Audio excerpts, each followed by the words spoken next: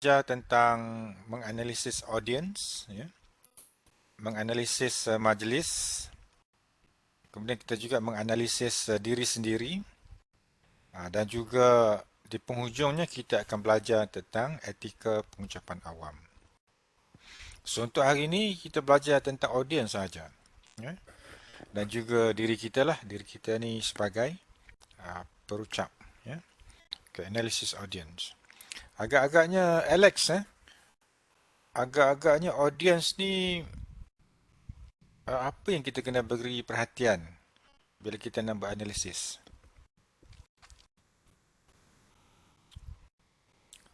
Okay, Alex. Ya, doktor. Hmm.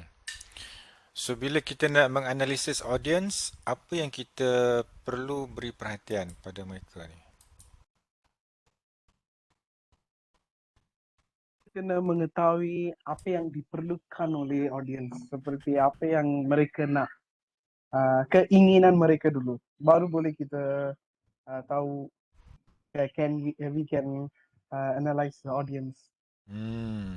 So, that means we should know their needs and wants, Yes. keperluan dan juga kehendak audience lah. So, normally untuk majlis-majlis yang melibatkan pengucapan awam ni, dia dah ada tujuan. It should be the very specific objective kenapa mereka perlu datang ataupun hadir untuk mendengar ucapan tersebut. Itu antaranya lah. Ya. Okey, Alisa, kalau majlis ni apa yang kita nak analisis majlis ni? Apa doktor? Kalau nak menganalisis majlis kan, apa yang kita nak analisis dalam majlis tersebut?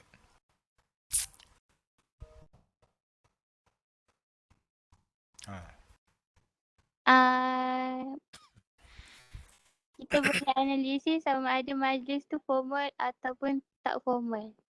Okey, satu cirinya adalah sejauh mana formal ataupun tidak formal majlis tersebut. Ya. So majlis ni ada berbagai-bagai jenis. Ada majlis yang protokolnya sangat tinggi, sangat ketat, dan ada majlis yang bersifat santai, protokol yang relax lah. Ya. Walaupun dia relax, tapi protokol tu tetap perlu ada. Okey, yang ketiga, so cuba kita call Darda. So, apa ciri-ciri analisis diri sendiri ni, Darda?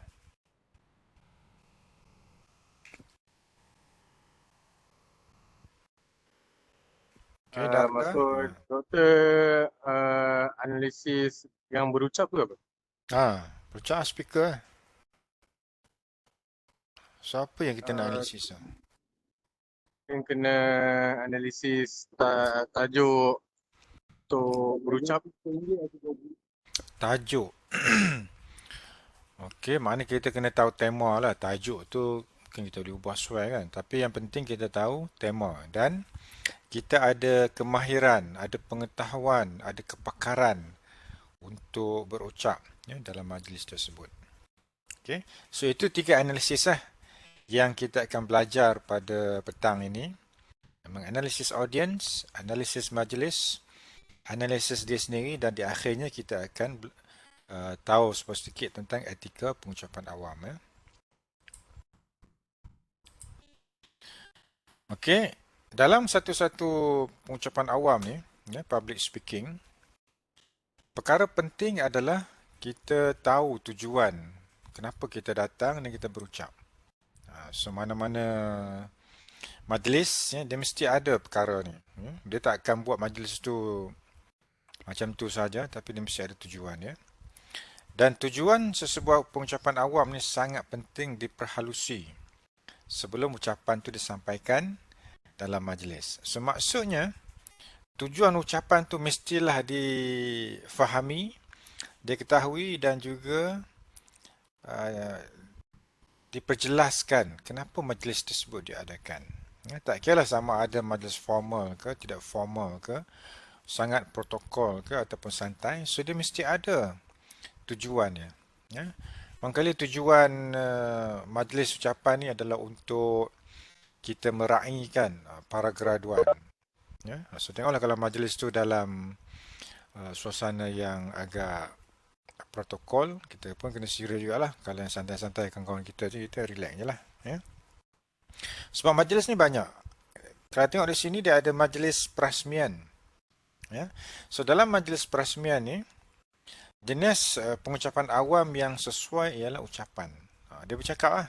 Majlis perasmian ni, dia ada wakil dari organisasi, wakil dari persatuan ke, wakil dari mana-mana agensi yang terlibat dalam pengajian tersebut, dan seterusnya ucapan daripada orang yang kita jemput sebagai perasmi tadi. So dia mesti ada tujuan. Mau tak mau mesti ada. Kalau tak ada tujuan, so bukanlah pengucapan awam. Dia mungkin boleh jadi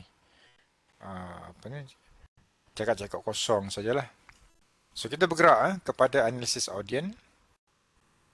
So analisis audien ni sangat penting, sangat mustahak dan mesti diberi perhatian yang lebih terperinci lah oleh kita kalau kita nak bercakap.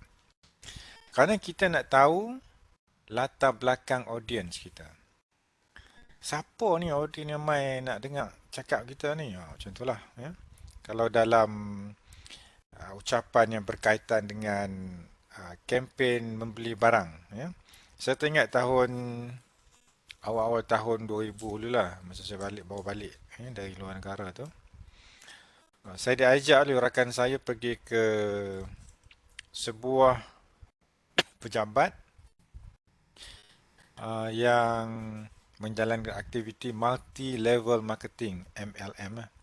Saya ingat pada masa tu yang agak terkenal lah, Amway. Ya. Amway. Dia sebab dia dah lama lah. Ya. Dia ada Amway, ada Causeway, lagi macam-macam lah, macam-macam way kan. Ya. Dan yang kukuh dan juga yang berkembang ni adalah Amway, salah satunya lah. Saya pergi ke majlis penerangan produk, barangan Amway ni. Dan bila saya sampai ni dah adalah peserta yang duduk dalam tu, tapi dia belum dimulakan lagi lah. Okey, bila majlis ni dimulakan dan perucap pun terangkanlah produk dia. So dia ada, saya ingat dia masa tu dia nak kempen untuk produk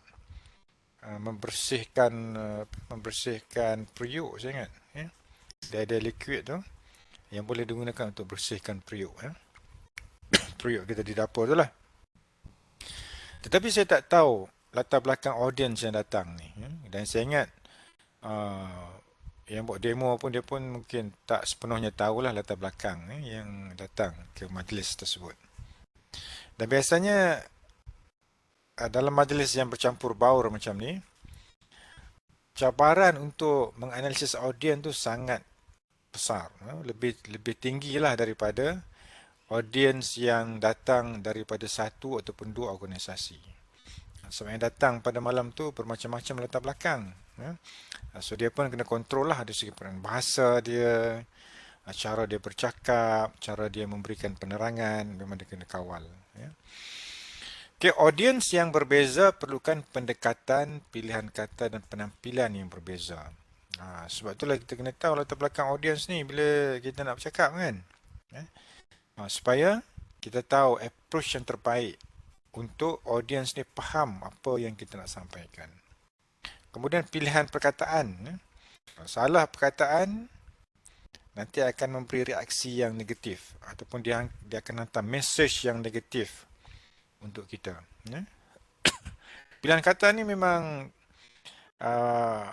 perlu sebab kita dalam masyarakat yang berbeza budaya, berbeza kaum ni, ada kata-kata yang tidak sesuai diucapkan pada masa-masa tertentu pada kaum-kaum tertentu. Contohnya perkataan, kalau kita ambil lah perbezaan antara Malaysia dan Indonesia, walaupun bahasa Melayu, ada perkataan yang biasa di negara kita tetapi tidak biasa di negara Indonesia. Banyak perkataan itu. Saya pernah baca satu artikel oleh penulis ni. Penulis ni adalah pelajar di Malaysia. dia pelajar Indonesia dan belajar di Malaysia. Kemudian dia menulis tentang istilah-istilah yang digunakan di Malaysia dan Indonesia yang ada sama perkataan, ada perbezaan dan juga yang memiliki tafsiran berbeza berdasarkan kepada penggunaan tempat masing-masing. Ya. So ada perkataan yang biasa di Indonesia tapi tidak boleh disebut di Malaysia. So, bila dia tahu perkataan ini tidak boleh sebut di Malaysia, so dia terus stop. Dia tak gunakan lagi perkataan tersebut bila dia berinteraksi dengan orang di Malaysia. Dengan kawan-kawan dia dari Indonesia, dia boleh gunakanlah. Tapi dengan rakan-rakan dari Indonesia, dengan rakan-rakan dari Malaysia, so dia tidak menggunakan perkataan yang biasa digunakan. Ya, banyak perkataan tu. Dan kita juga kena tahu juga ada perkataan yang kita biasa gunakan, tetapi memiliki maksud yang sangat jauh beza dia dengan apa yang difahami oleh masyarakat di Indonesia. Satu masa saya menghadiri majlis seminar di Pekanbaru, Indonesia. Pekanbaru ni di Riau lah. So Riau ni dekat Pulau Sumatera. So di Riau ni dia adalah tempat yang selalu terdapat gangguan elektrik, gangguan bekalan elektrik. Sepanjang saya duduk seminar tu dalam satu hari tu, saya ingat dalam 3-4 kali elektrik ni terputus di hotel. So hotel ni memang dah ready lah. Bila terputus dia akan ada power supply yang hotel sediakan lah. So dia ada elektrik. Tapi bila kerap berlaku gangguan elektrik ni, kita yang tak biasa dengan gangguan elektrik, kita rasa tak selesa lah. Kejap-kejap elektrik tak ada, elektrik tak ada kan. Kita di Malaysia ni alhamdulillah elektrik ni nak tak ada tu agak susah lah, agak lambat kan. Tak ada dalam masa yang panjang kan. So kita biasa dengan elektrik yang sentiasa ada. Okay, itu di Riau di Pekanbaru tu lah. Kemudian masyarakat di Riau ni, di Pekanbaru, di mana lagi, di sekitar ada nama tempat yang saya dah lupa. So mereka ni terdiri daripada masyarakat sub-etnik yang berbeza-beza. Ada Melayu, ada orang Minang, ada orang Batak, dia bercampur-campur lah, ada sub-etnik lah. Dan satu yang mereka bersepakat dari segi maksud satu perkataan ni, kita biasa gunakan perkataan seronok. Kita seronok, kita rasa happy. Kalau ada orang Sabah je ni? Tak ada kan? Dardak orang mana orang Kedah kan? Dardak. Saya orang Melaka, Sir. Orang Melaka.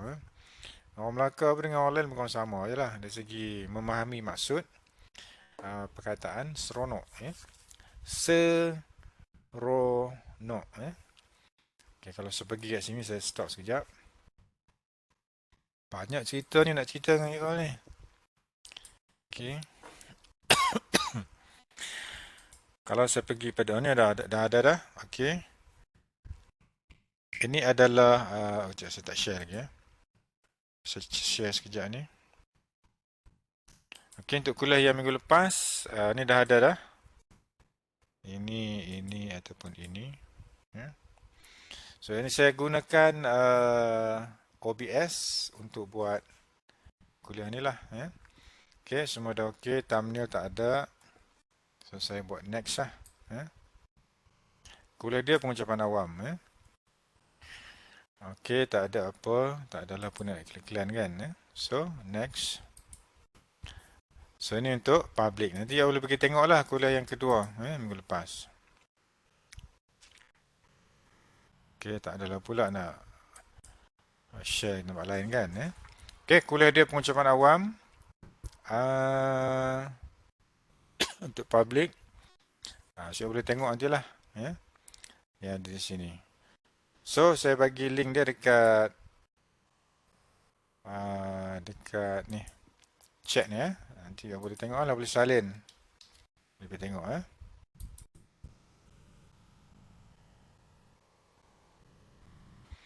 Okey, attendance telah ambil, esok saya letak pukul 12 nanti saya baikilah Okey, dah ada dah. So, banyak jugalah saya punya kuliah-kuliah ni, tapi viewers ni sikit-sikit je lah, tak banyak. Okey, dah ada dah. Siapa lagi yang tak boleh tadi ni? Dah ada. Siapa dia? Ha? Nak Asmahani. Nur Asmahani. Okey, Nur Asmahani. Syamirul dah boleh dah? Boleh dah. Alif ada Alif? Alif tak ada Rosdina. Roslan. Okey, dah. Belum masuk ni Nur Syuhadah dengan Alif Rushaidi. Ni belum ada lah. Save attendance Okey. So kita sambung balik yang tadi. Mana saya tunjukkan ni? Cerita pasal perkataan seronok tadilah. Perkataan seronok. Okey, boleh nampak So, perkataan seronok ni sebenarnya dia mempunyai konotasi yang positif di Malaysia. Tapi kalau pergi ke Indonesia, terutama di bahagian Sumatera ni, seronok ni maksudnya adalah agak-agak apa? Apa maksud seronok ni? Dia ada konotasi yang agak negatif bagi masyarakat Indonesia. Siapa yang tahu? Ataupun kita pergi dekat Google Translation. Kita tengok kat Google Translation ni, so apa perkataan seronok ni? Okey, so kita akan gunakan bahasa Indonesia. Boleh tak? Kita akan pakai bahasa Indonesia. So, dia akan gunakan bahasa Malaysia lah ataupun bahasa Inggeris. Okey, nampak kan? Nampak tak? Seronok So, English fun. Nampak saya nampak. Nampak. Okey, di sini dia gunakan Indonesia seronok. Dia gunakan juga bahasa Melayunya seronok. Cuba tengok yang lain.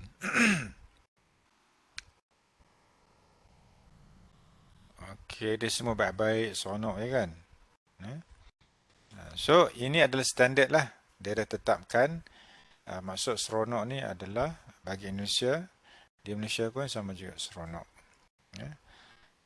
Tetapi kalau kita tengok perkataan ni, ini yang dalam ni kita tak kacau lah. Kita pergi satu lagi. Kalau ada ni lah. Kalau dia berfungsi dengan baik.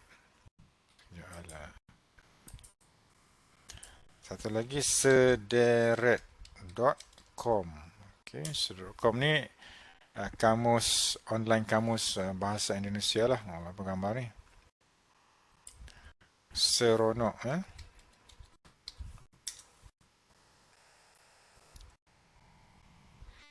Seronok ni dalam maksud bahasa Indonesia ni adalah nudity. Ataupun, tapi kalau saya tanya kawan saya tu, seronok ni maksudnya adalah seksi. So, janganlah pula bila kita pergi ke Indonesia nanti, kita sebut perkataan seronok ni dengan kuat-kuat. Kita seronok duduk di sini. Seronok tu maksudnya adalah seksi. Ataupun nudity lah. Itu maksud dia tu. So, kena hati-hati. Kalau kita pergi ke Indonesia, gunakan bahasa kita. Dan paling baiklah kalau kita ada kawan kita, kawan Indonesia kita, so kita minta dia semak dulu perkataan tu lah. Okey, kemudian pilihan kata ni banyak lagi. Dalam artikel yang pelajar Indonesia tulis tadi pun banyak ya yang dikatakan memiliki pertentangan ya, antara maksud di Indonesia dengan maksud di Malaysia. Tapi dalam masyarakat kita pun ada juga ya. Kalau di Semenanjung dengan Sarawak ya. Kalau kita pergi ke Sarawak dan kita kata uh, kamu ini lawa. So lawa ni dalam maksud kita apa dia? Darda. Maksud lawa dalam pemahaman masyarakat kita. Abu Darda.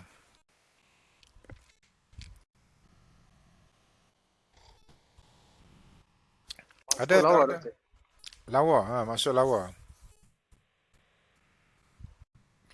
Cantik. Cantik lagi.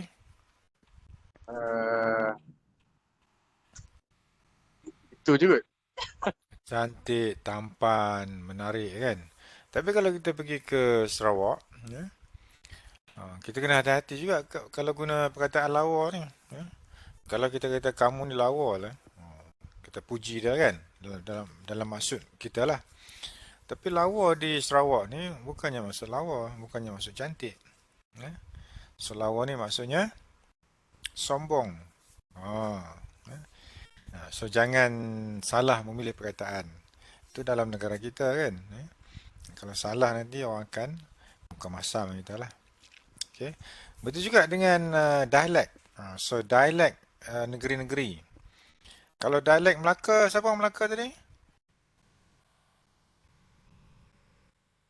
Orang Melaka. Saya. Ramai orang Melaka kan. So apa beza logat Melaka dengan logat negeri lain?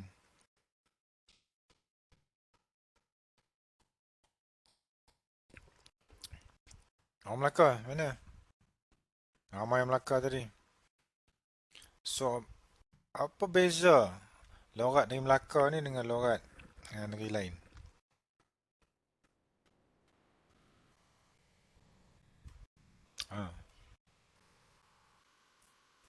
Siapa dia? Siapa nak wakil orang Melaka ni?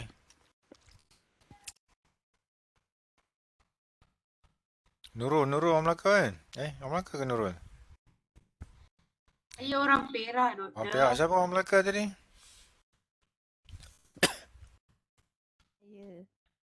Saya diam je kan.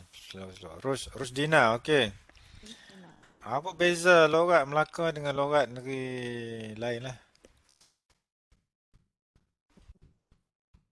Lawat Melaka macam tak ada lawat ke? Ada. Keren makcik senang lah tu. Sungai Putat. Lawat Melaka kasar. Contoh ada contoh. Contoh.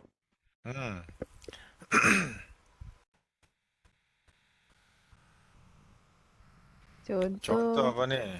Hawau. Hawau tu dia ada roots. Ada akar umbi perkataan tu kan? Ada ke perkataan ni? Saya ingat dia ada perkataan Arab apa. Tak silap lah. Saya pergi ke rumah ni orang kampung lah di Melaka. Dia ni makcik lah, pakai makcik lah. Dan dia ni suka tanam rumah kampung. So di keliling rumah dia banyak lah pokok-pokok yang dia tanam kan. Kemudian satu hari tu saya pergi rumah dia. Masa tu anak saya yang kecil tu dia dapat demam campak. Demam campak ni nak carilah buat pokok-pokok herba kampung kat rumah dia tu ada kan. Saya pun tanya lah. Dia tak ada. Ada satu pokok ni. Ambil daun dia. Pokok macam pokok renek kecil lah. Pokok macam mana tu? Pokok macam tak ada. Daun dia besar sikit lah. Dia kata ambil daun ni. Rendam. Lepas tu rebus dia sikit lah. Ada mandi ya. Tanya dia, apa nama pokok ni? Pokok ni nama dia, saya ingat dia sebut cabau. Pokok cabau. Kalau orang Melaka ni semua R ni dia jadi au kan. Ya. Apa yang R jadi au ni? Tikar jadi tikau. Macam tu tak? Betul tak? Tikar jadi Lapau. tikau. Lagi? Lapau. Lapau. Lapau. Lagi? Besau. Bosau. Tapi kalau pisau dia sebut apa? Pisau lah. Pisau. Pisau. Dia sebut pokok tu pokok cabau. Saya ingat dia punya pokok tu namanya pokok cabar kot. Dia jadi cabau. Dia bahasa memang dia orang Melaka pekat lah. Dia cakap Melaka. Okey, dia punya anak saya pun dah ikut apa ni bila masuk tadika aja dengar dia cakap ni macam cakap Melaka kan. Di rumah dia cakap macam-macam. Utara apa ada semua ada. Bila masuk tadika dia cakap Melaka, kawan-kawan Melaka dia ramai Okey, tu pilihan kata.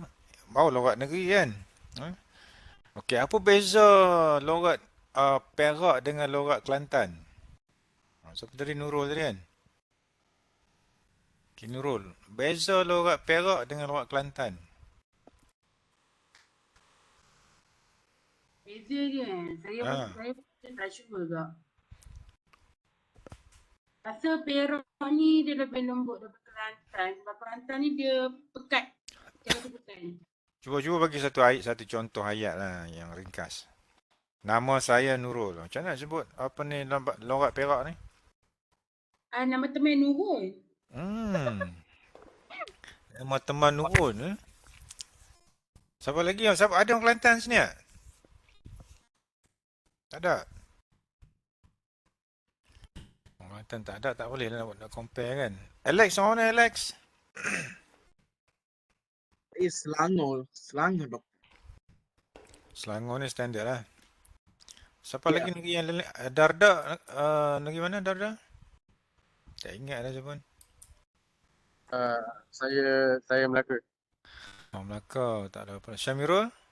Melaka tak? Sembilan. Boleh ni lah, boleh cakap Minang lah. Tak pandai agak tu. Tak pandai, orang sembilan ni campur-campur lah kan Dia dah campur lah sebab dekat dengan Selangor. Okey. Orang utara ada sini? Tak ada? Alif, orang mana Alif? Saya orang Pahang betul. Pahang. Orang Pahang ni bagaimana Pahang? Alif? Koi tu. Koi. Temeluh lah, Temeluh. Betul. So, macam mana nak perkenalkan diri dalam bahasa orang Temeluh ni? Logat Temeluh. Nama saya Alif. Nama Koi Alif Rushaidi. Mungkin. Oh, maknanya saya tu jadi digantikan dengan Koi lah. Okey. So, itu dah berbeza lah dia punya perkataan dia. Yang logat teman tadi tu, dia cuma beza dari segi sebutan saja kan.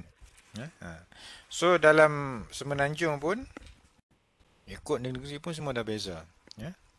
So, kalau kita menguasai lebih banyak logat ataupun dialek, mungkin orang akan tertarik lah dengan apa yang kita nak cakapkan. Itu satu kelebihan. Kemudian penampilan yang berbeza. Sebabnya bila kita bercakap dengan orang yang katakan orang yang mungkin pendidikan tak berapa tinggi, sekolah menengah ataupun sijil saja, penampilan kita pun kena sesuai dengan keadaan audience pada masa itu. Sebabnya orang yang belajar tak tinggi ni, pemikiran, pendedahan dia pun agak kurang lah kepada yang mencabar. Tapi kalau audience tu orang yang profesional, yang kerja dalam syarikat multinational contohnya kan, so pemikiran mereka berbeza. Cara pendekatan mereka untuk bercakap, menyelesaikan masalah juga berbeza. Dan fikir pun jauh beza. So kita kena sesuaikan diri lah dengan kelompok yang datang tadi. Okey, macam-macam jenis audience yang ada dalam satu-satu majlis ni. Antaranya adalah, kita tengok sini dalam satu-satu masa. Maksudnya, kita tak tahu audience ni apa dia punya ciri-ciri dia. Yang pertama dia shock sendiri. Ya. So shock sendiri ni dia, so dia main dengan ceramah ni ataupun ucapan ni dia ada sesuatu lah yang menyebabkan dia shock tu. Ya. Kalau shock ni, kalau pergi Sabah dia tak sebut shock, dia sebut siuk. Ya. Oh siuk. Ya. Kita sebut shock je lah, shock sendiri. Ya. So dia happy dengan diri dia sendiri lah. Yang kedua, dia dengar apa yang nak dia dengar. So maksudnya dipilih. Dia tapis, dia ada filter dekat telinga dia, dekat fikiran dia, dia tapis. Dia nak dengar apa yang dia nak saja. Benda yang tak nak tu dia tak mau dengar. Ada juga. Ya. Kemudian orang cetek pengetahuan. Saya ingat saya pun cetek juga pengetahuan. Itu tak malas nak baca. Ya. Saya ada berapa buku ni? 1, 2, 3, ada 4 buku. Nak buka selai-selai pun malas. Sebab bila baca buku tu cepat mengantuk. Itu paling best lah kalau nak cepat tidur kan. Baca buku. Tapi baca buku ni, ada saya baca satu nota ringkas lah. Dia kata, siapa yang buat Windows ni? Bill Gates. So Bill Gates ni dalam sebulan dia kata, dia akan baca lebih kurang 50 buah buku.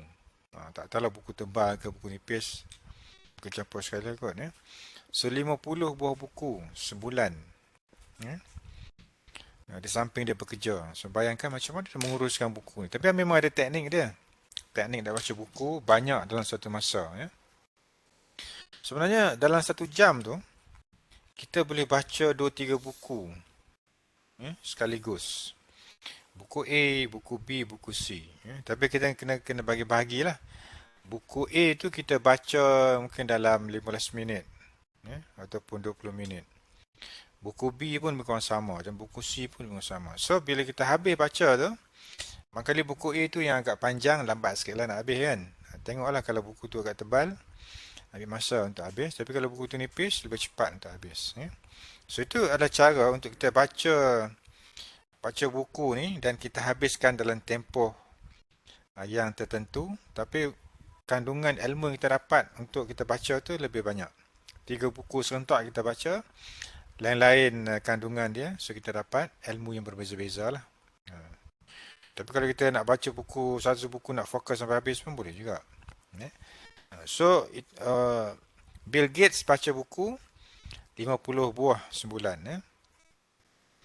Kemudian FB, Mark apa nama tu?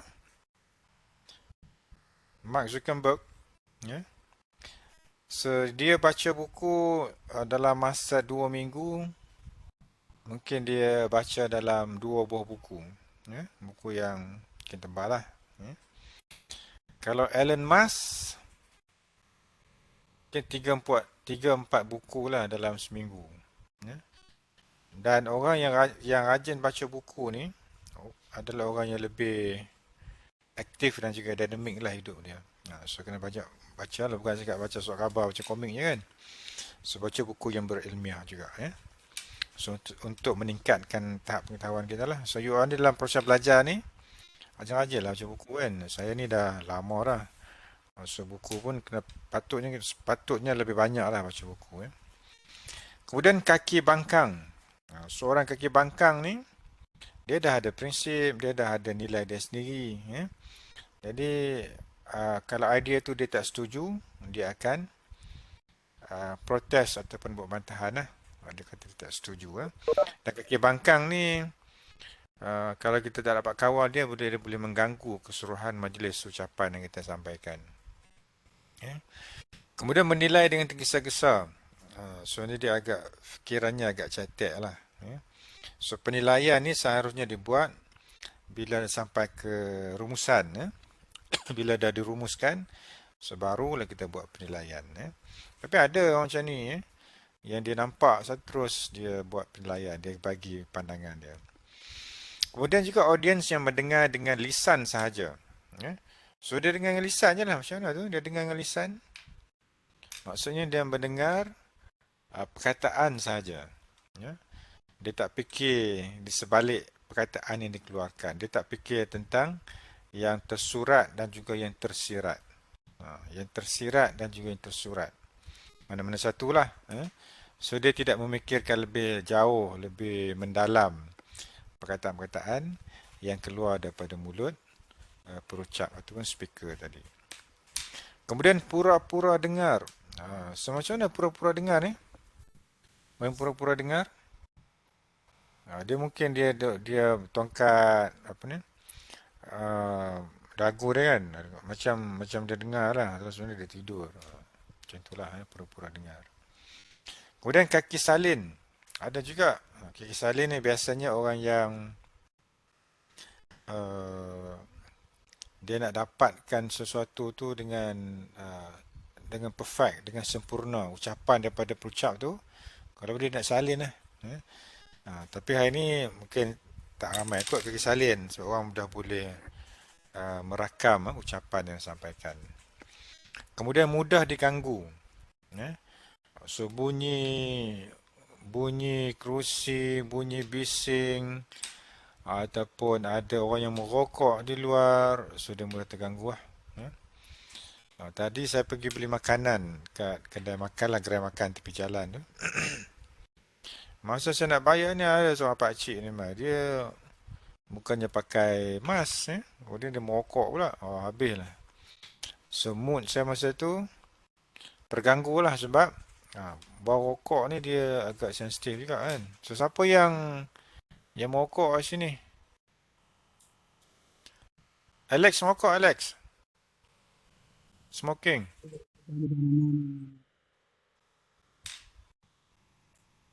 Ataupun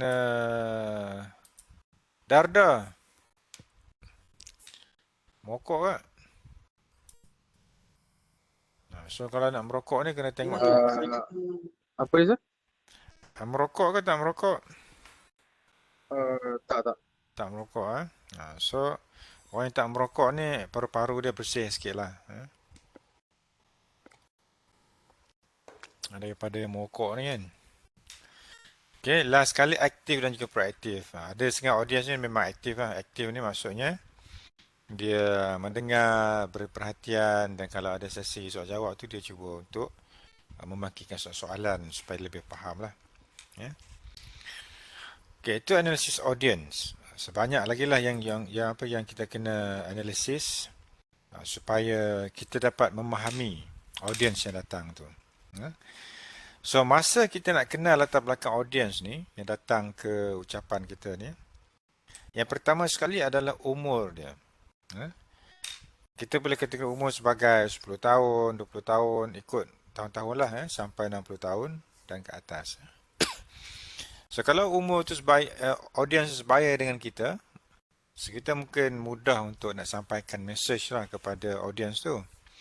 Tapi kalau umur tu agak jauh lebih tinggi daripada kita ataupun jauh lebih rendah daripada kita, so kita kena menggunakan kepintaran yang superb lah untuk memberi penerangan dan memahamkan audience. Umur ni penting sebab dia ada pengaruh dari segi pengalaman. Siapa yang makan garam dulu tu dia kata, dia lah lebih tua kan. So umur, kena tengok umur dia berapa. Tapi umur yang aktif, produktif ni umur dalam 20 tahun sampailah ke 45 tahun macam tu. So dia aktif ya. Yang kedua gender. So gender ni jantina lah. Jantan dan betina, lelaki dan juga perempuan. Dia tak ada tengah-tengah. So dia ada lelaki dan perempuan sahaja. Kemudian ketiganya asal usul. Berasal dari mana? Negeri mana? Kampung mana? Daerah mana? Apa dia punya kaum dia? Apa lagi? Budaya dia. So kita tahu supaya kita boleh kaitkan konten yang kita sampaikan nanti dengan latar belakang dia. Kemudian pekerjaan. So pekerjaan juga ada pengaruh besar kepada sama ada mudah ataupun sukar mereka ni menerima message yang kita nak sampaikan. Ya. Cuba ambil contoh orang yang bekerja sebagai pemandu taksi. Ya. Bukannya yang buat Grab ni, pemandu taksi. Ya. Dengan orang yang katakan baru habis belajar. Ya. Yang nak tengah cari kerja, yang kadang-kadang buat part time ni. Ya. So dari segi penerimaan kedua-dua kelompok pekerja ni terhadap perubahan, agak-agak mana satu yang lebih mudah menerima perubahan. Kalau saya tanya pada Asmahani. Asmahani ada? Boleh dengar Asmahani? Kalau saya tanya, kalau kita ambil dua kelompok pekerjaan, satunya bawa taksi, kebanyakannya dah agak berusia lah. Dengan graduan yang baru habis belajar ni, yang baru dapat certificate scroll ni, kelompok mana yang mudah untuk menerima perubahan?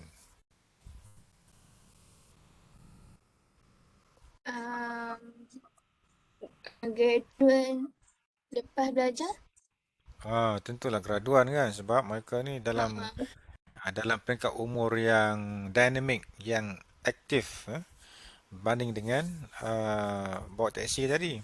Sebab itulah orang yang bawa taksi hari ni, dia sentiasa mungkin sentiasa menahan emosi marah lah kot, kepada teknologi yang menyebabkan mereka hilang pendapatan yang banyak. Orang boleh bawa Grab, orang boleh bawa Maxim, orang boleh bawa AirAsia pun dah ada dah. Apa lagi? Saya perasan itu je lah. So teknologi ni menyebabkan pendapatan berkurangan kepada pekerjaan tradisional. Tapi bagi yang graduan tadi, sebila mereka habis belajar nak cari pekerjaan ni, sentiasa aktif lah bergerak ke sini, dan perubahan tu mudah untuk mereka dapat. Mungkin dalam handphone mereka ni dah ada berpuluh-puluh apps yang berkaitan dengan macam-macam lah untuk mendapatkan pekerjaan dan sebagainya. Kemudian status sosial, yang ini pun kena tengok juga. Dalam masyarakat kita hari ni, status sosial ni masih ada pengaruh. Kalau bekerja dalam sektor awam, barangkali status tu mungkin tak berapa sama lah dengan orang yang bekerja dengan kerajaan kan. Tapi dia tetap ada. Sebab status sosial ni, kalau hari ni orang tengok pada yang pertama dari segi pendapatan dia. Yang kedua dari segi melihat kepada kepakaran. So bila kepakaran dia tu tinggi, dia dapat meningkatkan status dia. Mungkin dia lebih kenal dengan orang-orang penting dalam negara berbanding dengan yang tak ada kepakaran ataupun kurang kepakaran ini. So semakin kita mahir sesuatu bidang, kita semakin tinggi status sosial kita. Kita boleh berkawan ataupun berdamping, berhubung dengan orang-orang penting dalam negara kita. Dari segi ini saya tak kawan-kawan tak apa ada lah kawan-kawan yang ada kepakaran yang tinggi. Tapi adalah seorang dua tu yang dapat profesor muda-muda tu ada. So bila muda-muda dapat profesor ni, so dia bolehlah mendedahkan diri dia di peringkat lebih tinggi, menjadi penasihat ke pakar rujuk dan sebagainya di peringkat kebangsaan. Kemudian pendidikan, etnik dan juga agama. So semua ni adalah perkara-perkara yang kita kena ambil kira bila kita nak berucap di depan audiens nanti. Saya ingat dalam bulan 1 atau bulan 2 lepas ada satu majlis yang UTM buat lah. Iaitu UTM bersama dengan industri. So industri ni dia ambil di sekitar MITC saja. Banyak kilang-kilang situ kan. So dia buat program tu di kampus industri. Makan-makan tengah hari macam tu lah. So lepas makan tu, setiap agensi ni dia ada wakil dia. Dan wakil ni akan berucap lah. Salah seorang dia wakil ni adalah alumni UTM. So bila dia berucap, so dia perkenalkan diri dia dan perkenalkan dia adalah bekas pelajar UTM. So kami yang dengar pun rasa rasa lega lah sikit. Mungkin tak perlu sangatlah nak rasa rendah diri ke ataupun nak rasa lebih tinggi ke, tak ada. So bila sebut alumni UTM, so kita rasa satu level lah, macam tu ya. Sebab tu kena ambil tahu latar belakang audience supaya kita boleh adjust emosi dan juga spirit kita bila kita nak sampaikan ucapan tu nanti ya. So audience ni dia berbagai-bagai keadaan ya. Dan audience ni dia ada tiga sikap audience. Satunya positif ya. So bila audience ni bersikap positif, so dia menggunakan emosi dia. Emosi ni sama ada suka, gembira, bersemangat dan sebagainya untuk mengukuhkan sokongan dia kepada ucapan kita. Dia bagi ketupukan kan. Dia bagi senyuman pada kita. Sebab bila kita bercakap ni, kita kena ada eye contact, pertembungan mata. So bila kita tengok pada audience yang positif ni, so kita pun akan rasa semangat lah nak bercakap. Kemudian nilai-nilai utama ialah perpaduan. So dalam sikap positif ni, audience yang macam ni dia tak nak berkonflik dengan perucap. Jadi dia sentiasa menjaga nilai-nilai yang boleh mengukuhkan hubungannya dengan perucap tadi. So itu sikap positif lah. Sikap neutral, dia menumpukan faktor yang dapat menarik minat audiens seperti pakatan maklumat, keadaan tempatan dan masalah audiens, seterusnya membentuk perasaan simpati. So orang yang neutral ni dia tidaklah menunjukkan keterlaluan sangat, dia suka berucapan kita, dan juga dia tidaklah menolak sangat apa yang dia tak suka dengan ucapan kita Tapi yang ada sini adalah dia seimbang di antara dia suka dan dia tak suka, sama dia setuju dengan tidak setuju Dan yang ketiga adalah audiens yang sikapnya negatif. So sikap yang negatif ini walaupun ada perbezaan pandangan dan sebagainya, dan dia menolak beberapa idea yang disampaikan, tetapi yang penting di sini adalah kita mencari titik persamaan dalam pandangan yang diberikan. So bila ada audiens bersikap negatif ni, memang kita kena bersedialah. Saya ada pengalaman yang saya kongsikan, pengalaman pensyarah saya. Dia rakamkan dia punya ucapan itu. Dalam ucapan tu dia berceritalah tentang suatu konsep, tetapi dia menerima respon yang negatif daripada audiens yang mendengar tadi. Saya ingat masa tu pun dia pun berpeluh jugalah untuk menjawab soalan yang diberikan kepada dia. Tapi dia dapat mengawal majlis tersebut dan dapat kawal audiens yang provokatif tadi dengan bersoal jawab. So ini kemahiran dia dapat soal jawab dan akhirnya dapat cool down lah audiens yang provokatif tadi. Tapi dia ada kemahiran dia, kewibawaan dia sebagai perucap dan kebolehan dia untuk mengawal keadaan tu yang menyebabkan dia boleh mententeramkan audiens yang bersikap provokatif tadi. Semua tak mahu kita sendirilah yang kena ada kemahiran dan pengalaman. Okey, saya ingat saya tak nak habis slide-slide yang ada ni. Saya cuma nak fokus pada 3 perkara sahaja. Kita ambil yang kedua, analisis majlis. Majlis, boleh tak kita rest kejap? Take 5? Boleh? Darda? Boleh tak boleh Darda? Boleh So kita take 5 sekejap.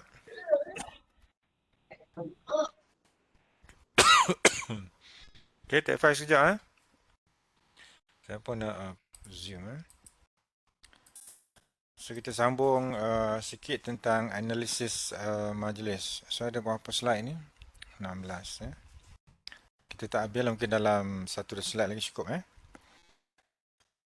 So analisis majlis ni ada sebahagian daripada perkara yang perucap perlu tahu.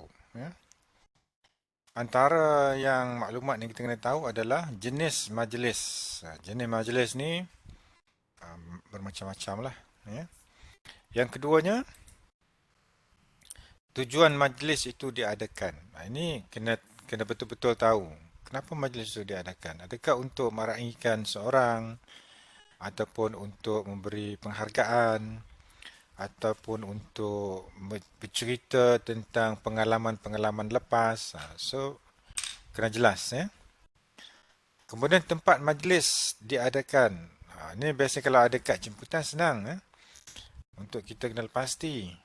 Dan hari ini lebih mudah. Kita ada Waze, kita ada Google Apps, dan kita ada apa yang Huawei tu pun ada apps untuk mencari location. So sangat mudah lah. Kemudian masa ini peruntukan untuk berucap. Kadang-kadang perucap ni dia terlalu gairah nak bercakap. Dia pun tak ikut masa dan majlis itu berlangsung melampaui masa yang ditetapkan dalam majlis awal. Dan juga audiens yang akan hadir. So audiens yang akan hadir ni, kalau dapat diketahui lebih awal tu lagi baik lah. Kemudian juga kita tengok ada tak alat-alat bantu yang disediakan. Ada tak slide, ada tak laptop, ada tak mikrofon. Mikrofon ni macam-macam. Saya kat office saya ada mikrofon, satunya macam ni lah, yang pakai headphone ni. Kemudian saya ada yang clip, yang mikrofon clip ni, clip kat baju. Kemudian cucuk lah dekat mana-mana kan. Kemudian juga ada yang sekarang ni dia wireless. Wireless mikrofon, dia selitkan dekat dekat butang baju ni, dah boleh cakap dah. Dia pakai Bluetooth. Kemudian juga alat-alat lain yang fizikal ni, ada tak rostrum, lectern, podium. Bukan sama je lah. Ya. Dia duduk di depan tu. Kemudian mikrofon. Jenis mikrofon tu macam mana. Dan mikrofon ni kalau tak betul-betul dijaga, dia akan menyebabkan majlis terganggu. Bila nak bercakap je, mikrofon ni tak bunyi. Ataupun dia bergema, bergaung. Ataupun ada gangguan teknikal. Bateri tak kuat. Kemudian dia punya, bila nak mula bercakap dia mula bunyi nyaring. Semua tu nak kena check lah. Air sejuk. So kalau kita ni nak hilangkan panik dengan air sejuk, maknanya air sejuk tu kena ada. Kipas. Kipas ni tengoklah dalam persekitaran tempat kita nak bercakap ni, adakah tempat tu panas ke ataupun sejuk. Kalau panas mungkin 1-2 kipas tu perlu ada lah. Kalau ada air condition saja, itu cukup memadai. Kemudian kerusi, alat bantu persembahan. Alat bantu persembahan ni macam-macam. So sekarang ni kita ada kamera, kita ada green screen kat belakang. So kita ada pokok-pokok hiasan kan, untuk mencantikkan, tak nampak, untuk mencantikkan tempat depan kita ni. So macam-macam lah. Itu kalau yang fizikal. Kalau yang online pun kena ada jugalah, lebih kurang. Kemudian penggunaan mikrofon. So mikrofon ni, jarak mic dengan mulut ni pun kena jaga. Dia tidak boleh terlalu rapat ataupun tidak boleh terlalu jauh. So kalau rapat sangat, nanti membingitkan telinga. Tapi kalau jauh, audiens tak dengar. So nak kena hati-hatilah. So biasanya dia tak jauh lah dari dagu kita. So pastikan mikrofon ni tidak jauh dari dagu kita dan tidak terlalu rapat sangat. Kemudian laraskan bunyi. So mikrofon ni, bila kita guna mikrofon, contoh ni, kita boleh test dia dengan kita mengetuk-ngetuk dia sikit. Bila dengar bunyi itu, maksudnya mikrofon dah dengar okey lah. Kalau ketuk-ketuk tak dengar bunyi, nak kena minta technician untuk membaiki. Kemudian jenis mikrofon, dia ada klip, dia ada letak kat telinga, dia ada pegang, dia ada wireless, dan dia ada orang tolong pegang dekat dia, ada juga. Kemudian kedudukan mikrofon, yang saya sebutkan tadi, tidak terlalu jauh dan tidak terlalu dekat, tetapi dia sebaiknya di bawah dagu kita. Ada setengah orang tu dia mungkin fizikal dia rendah, tapi rostrum tempat nak bercakap ni tinggi. Itu masalah dia, bila dia rendah, rostrum ni tinggi, dia terpaksa tarik mikrofon tu dekat dengan muka dia. Tapi apa yang berlaku adalah mikrofon tu dia seolah-olah terletak dekat dahi dia, bukan pada mulut dia. Itu kepentingan teknisian ni yang bertugas pada masa tersebut untuk pastikan mikrofon ni diletakkan dalam kedudukan yang betul. Bawah dagu kita dekat dengan mulut, tidak terlalu jauh dan tidak terlalu hampir lah. Itu penting untuk kita tahu siapa yang nak bercakap dekat depan tu nanti. So kita kena sentiasa belajar gunakan mikrofon. Bagi setengah orang dia tak tahu nak sebut mikrofon, dia panggil menatang. Menatang apa, menatang ni kan. So sebut betul-betul mikrofon. So jangan menggulung wayar mikrofon. So wayar mikrofon ni setengah orang mungkin dia rasa panik dan sebagainya. So dia asyik duk gulung kan, sampai le pendek. So kadang-kadang menggulung-gulung wayar ni pun boleh menyebabkan bunyi itu terganggu. Kadang-kadang sensitif dengan pergerakan fizikal wayar yang dia ada. Okay, so analisis dia sendiri. Analisis dia sendiri ni adalah kita melihat kekuatan dan kelemahan kita. So di mana kekuatan Darda dalam kehidupan dia? Darda, agak-agak apa yang kekuatan yang Darda ada ni? Sebagai pelajar sekarang ni. Mana Darda?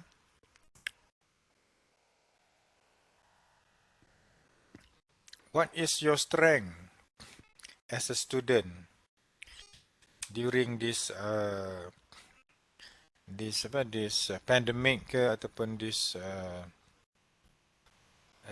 period, this 4-year period as a student? Darda, ada Darda?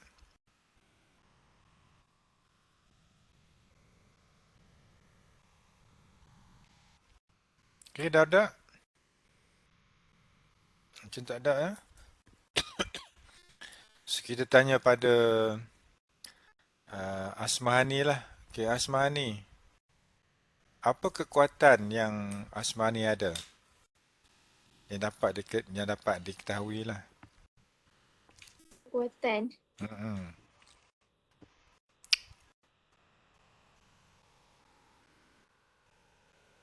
Apa kekuatan diri?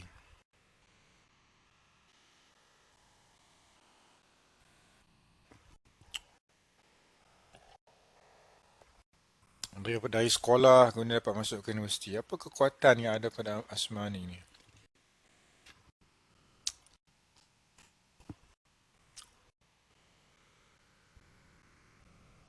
Boleh tahu. Dapat kesan. Tak pasti. Tak pasti. Saya ingat Asmani ni cerdik lah. Kekuatan dia kan. So boleh masuk ke universiti. Okay, cuba kita tanya Darda tadi tak bersuara. Cuba kita tanya Syamirul. Okay, Mirul, apa kekuatan diri Mirul? Bagi saya, kekuatan saya adalah doa daripada kedua ibu bapa saya untuk mendorong saya terus berjaya sampai ke sini. Pernah tak tanya mak ayah doa apa yang dia perlu baca tu? Ataupun saya rasa mungkin doa dia orang untuk tengok saya berjaya sir. Tengok. Cubalah tanya pada mak atau pada ayah kan, doa apa yang dia baca tu? Boleh? Oh, boleh. Kan? Dia biasanya ada tu. Mungkin doa mak ni lebih panjang, lebih halus sikit lah. Doa ayah ni biasa je.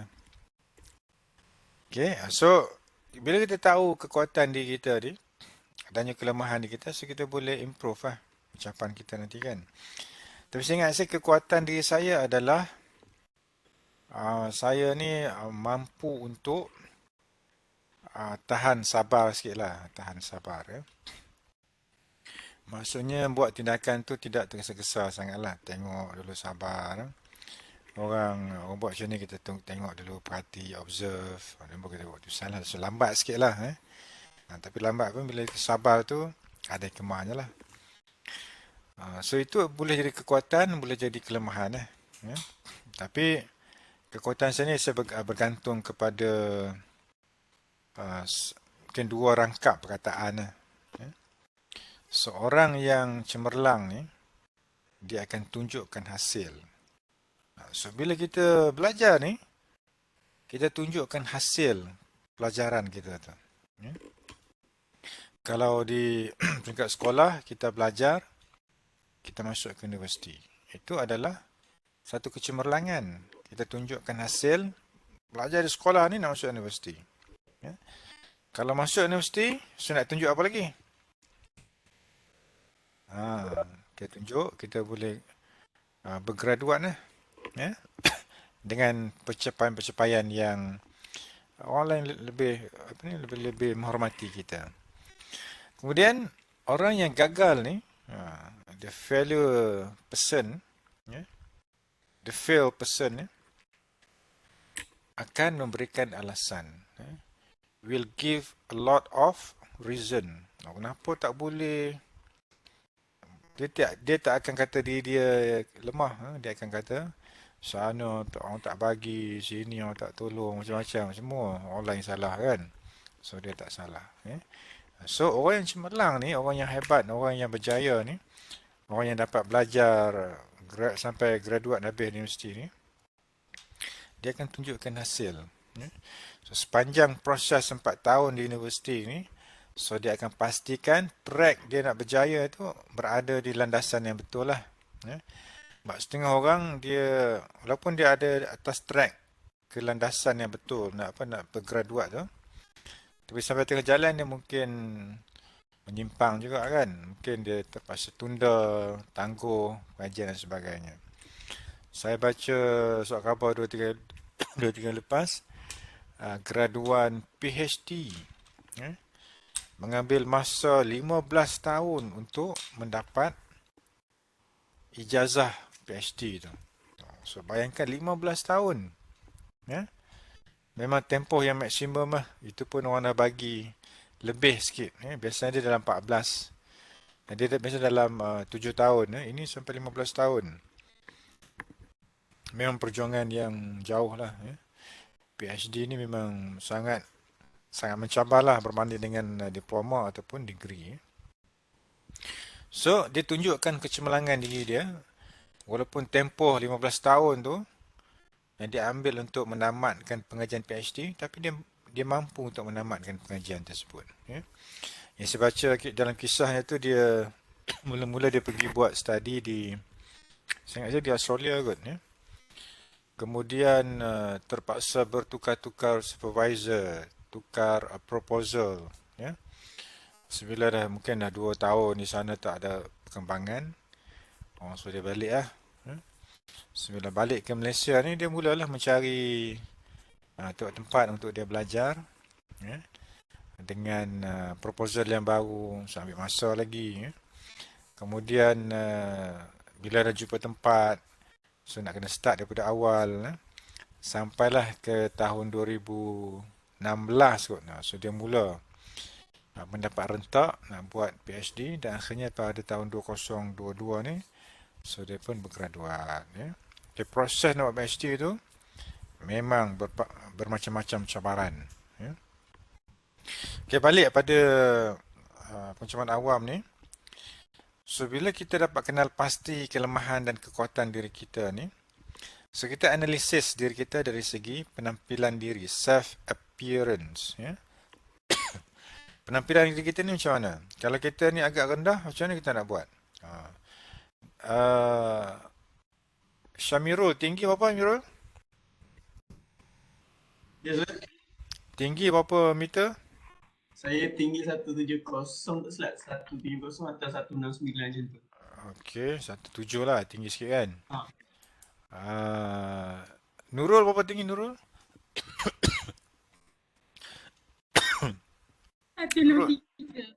153. 153 tak betul. 16. 16. Okey, 16, 17. Okey lah, tak jauh sangat kan. Alif, tinggi berapa Alif? 161 ke? 161. Oh. 161 dengan 163 tak jauh sangat lah. Okey, Dardak, berapa tinggi Dardak?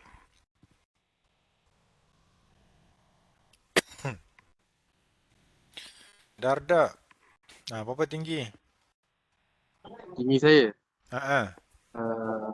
168.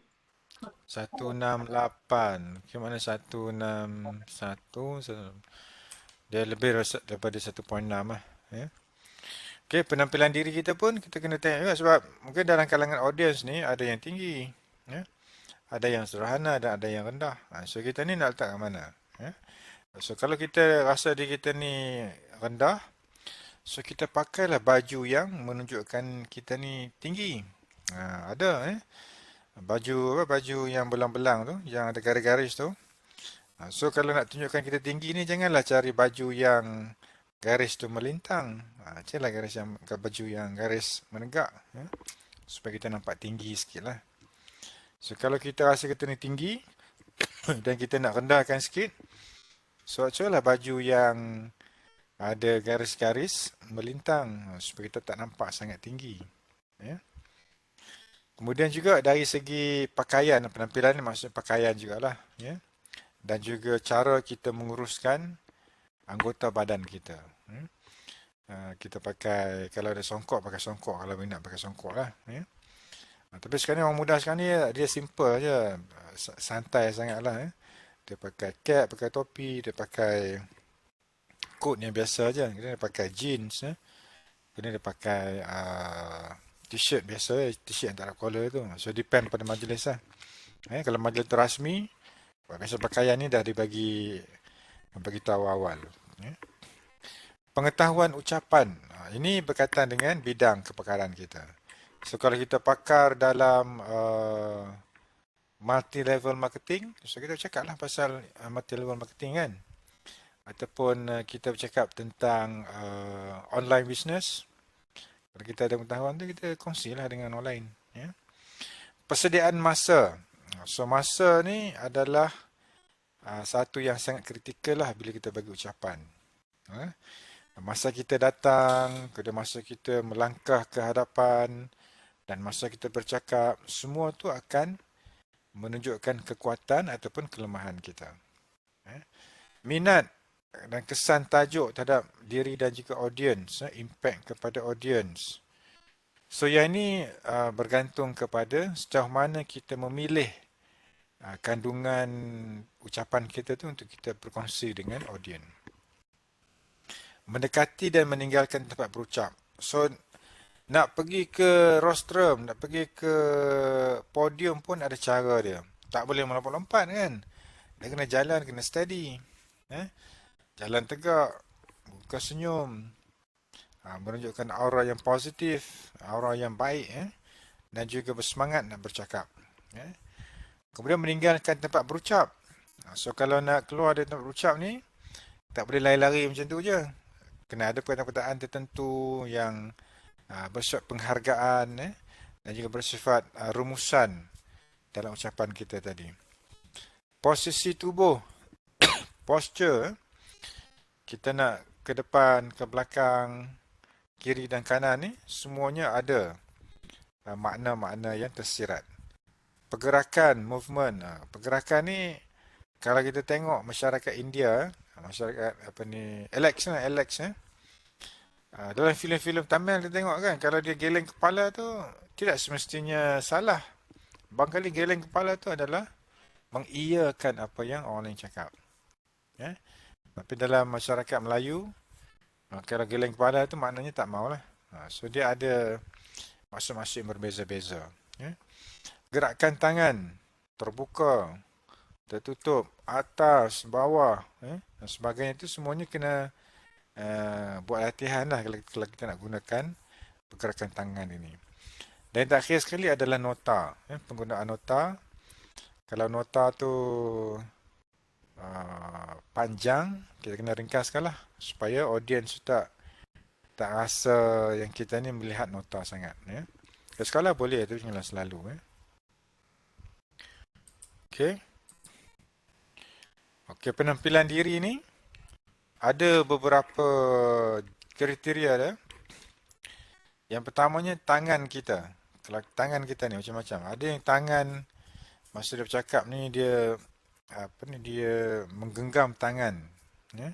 Seolah-olah tangan dan ini agak aktif. Ya. Kemudian kelakuan badan yang semula jadi. Ya. Kadang-kadang mungkin kita tak perasan. Masa kita cakap ni kita sentuh pipi, sentuh hidung, sentuh dahi. Ya. So kita tak perasan. So itulah apa yang dikatakan sebagai kelakuan badan yang semula jadi. Kita tak perasan sebab kita dah biasa buat kan, dia jadi habits. Mimik muka ataupun air muka. So ini kena buat latihan. Biarlah kita sentiasa senyum. Masa kita bercakap pun kena senyum juga. Pertemuan mata, eye contact. So lihat kepada audience. Audience kanan, audience tengah dan audience sebelah kiri. Penggunaan ruang. Okay, ruang ni kena tengok juga. Biasanya kalau ada pentas, dia ruang tu taklah banyak sangat. Kalau dalam bilik kuliah tu, dia tak adalah pentas. Dia semua sama je. So kita boleh bergerak bebas sikit lah. Tapi kalau ada ruang dalam bentuk pentas tu, gerakan kita agak terbatas. Suara kena jelas, sebutan kena lancar, pakaian kena smart. Kalau ada sesuai ataupun kosmetik, kita bawa mungkin ada yang pakai cermin mata kan. So bawa. Jangan pula dia pakai cermin mata, tiba-tiba hari tu dia tak bawa. Ataupun cermin mata dia rosak sebagainya, tak bawa yang lain. Dah tak nampak dah pula. So kalau ada aksesoris macam ni, bawa je lah. Setengah orang dia pakai contact lens. So pasang contact lens tu dalam keadaan yang baik. Okey, selesa dan stabilkan emosi. Memang kita kena stabilkan emosi kita lah masa kita bercakap tu. Sebab dia macam-macam datang ni. Anggapan pada diri tu bermacam-macam jenis. So gangguan yang lain, peluh. Peluh ni biasalah. Rasa tertekan. Pressure-nya sangat tinggi. Yang teruk-teruk ni adalah sesak nafas, lutut menggeletar, semua ni dah agak ekstrim lah. Okay, yang ni tak payah kot. So, dari segi analisis tu dah banyak dah. Yang saya dah kongsi dengan you all. Analisis audience, analisis modelis dan juga diri sendiri. The last sekali adalah etika. So, macam mana awam pun ada etika dia. Dan etikanya ada 3 lah. Yang penting ni adalah kejujuran. Yang keduanya simpan maklumat. Yang ketiganya adalah kepuasan mendengar. So apa yang kita cakap ni kita kena cakap secara jujur lah. So macam cakap secara jujur, kita kena sokong ataupun dukung ucapan kita tu dengan fakta. Fakta tu pula dia ada sumber dia. Dan yang paling baik adalah kita memetik kajian-kajian ini daripada sumber-sumber rujukan yang boleh dipercayai lah. Terutama sekali jurnal ataupun buku teks. Itu antara yang kuat. Kemudian etika yang kedua adalah simpan maklumat. Maklumat yang kita ada ni kita kongsilah dengan audiens. Supaya tujuan majlis tu akan tercapai. Kalau tidak, audiensnya balik dengan 1000 pertanyaan. Dia tak dapat jawapan daripada ucapan yang disampaikan tadi. So, maklumat ni dikongsikan. Yang ketiga, kepuasan mendengar. So, bila kita puas hati kita dengar ucapan ni, kita akan lebih mudah nak membuat tindakan. So, kita dah puas hati, kita dah rasa dapat dah maklumat yang kita nak tu. Contohnya tentang maklumat yang berkaitan dengan sekarang ni musim hujan. Hujan tak menentu. Sekejap mendung tapi tak hujan. Lepas tu dia cerah. Cerah tu pula ada hujan. So bila kita mendengar ucapan macam tu juga, kita nak satu keadaan yang boleh kita jangka. Dan jangkaan tu adalah jangkaan yang dapat memenuhi kehendak dan keperluan kita. So boleh kita puas dengar kan? Macam kita tengok movie, ya? Ataupun kita membaca buku. Ya? So puas baca buku ni bila kita dapat serap apa yang kita nak dalam buku tersebut. Ya? Ataupun kita tengok movie ni, kita dapat mengetahui maksud tersirat apa yang pengarah ni nak sampaikan. Ya? Cerita hantu, tapi mesejnya adalah kepimpinan. Menarik juga. Ya? Kampung Pisang. Ya? So itu adalah etika pengucapan awam. 3 etika yang penting yang you kena ingat. Supaya bila kita bercakap nanti, kita akan memberi mesej yang jelas kepada audience. Okay, so saya ada sentuh dah keempat-empat perkara hari ini. Menganalisis audience, majlis dia sendiri dan juga etika pengucapan awam. Ingat sebelum kita berakhir ni, boleh tak setiap orang ni dia fikirkan satu perkara yang dia belajar dalam kuliah kita pada petang ni. Satu saja. Tak bila bisa ada contoh ke cerita ke intipati ke dan sebagainya, dia boleh kongsikan. Ya. Kita fikirkan satu perkara yang dia belajar pada petang ni. Boleh tak kita call kita macam ni kita main apps ni. So kita main apps ni, namanya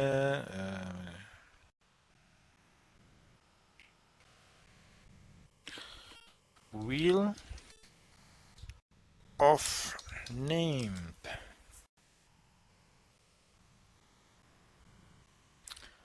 Okay, kita buat new. Kita new ni kita ambil Alex. Alex, okay. Kemudian kita ambil Darda. Kemudian kita ambil Alisa. Dan kita ambil Asmahani. Kemudian kita ambil siapa lagi? Syuhada. Syuhada. Kemudian kita ambil Asmahani dah. Rosdina. D-I-N-A. Rosdina. Nah, itu je lah ada kan. Okey, cuba kita spin ni. Tengok siapa yang boleh berkongsi apa yang dia dah belajar. Tak dapat tengok itu skrin yang sebuat tadi tu. Tak dapat tengok? Okey, kejap. Oh, Nurul ada tak Nurul? Kejap. Nurul. Nurul, okey. Nurul tak ada. Okey, ni saya masukkan Nurul kejap. Okey, Nurul. Alif Roshaidi. Alif. Alif. Apa lagi? Darda. Syahmirul. Okey, Syahmirul pun tak ada lagi. Syahmirul. Okey. Okey, saya kongsikan ni. Wheel of Name. Okey, so satu sahaja yang you belajar pada petang ni yang nak dikongsikan. Fikir-fikirlah.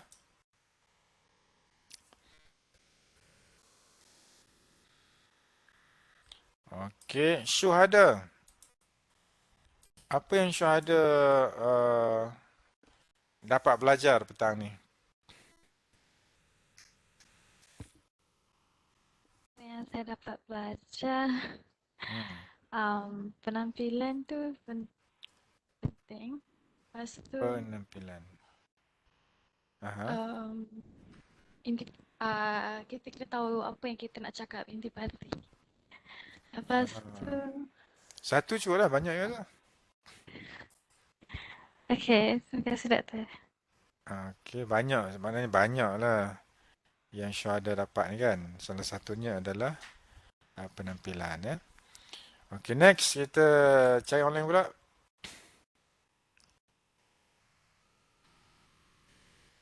Syuhada lagi, dengan online pula lah. Okey.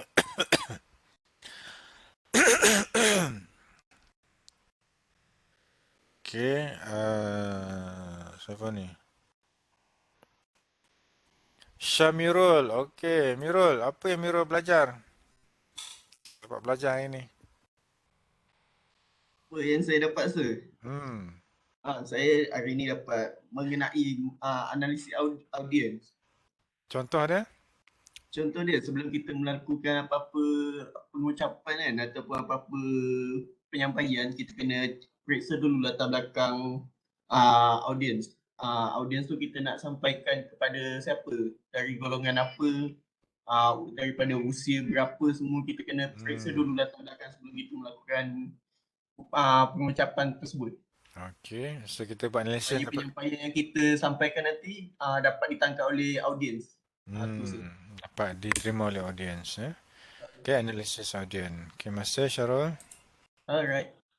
Okay, next pula. Seorang ataupun seorang dua lagi lah. Okay, Rusdina. Okay, Rodina, apa yang dapat petang ni?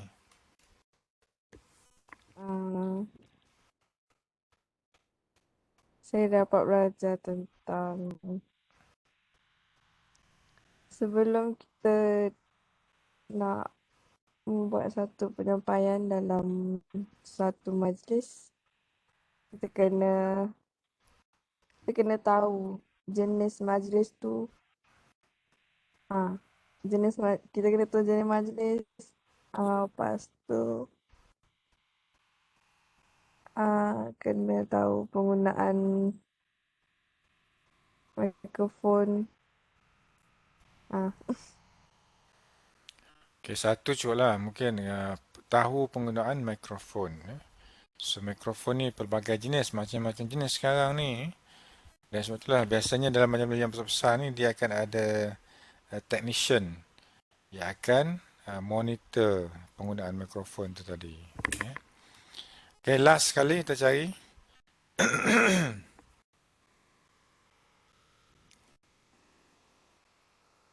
Syuhada dah. Dia suka betul Syuhada ni. Okay.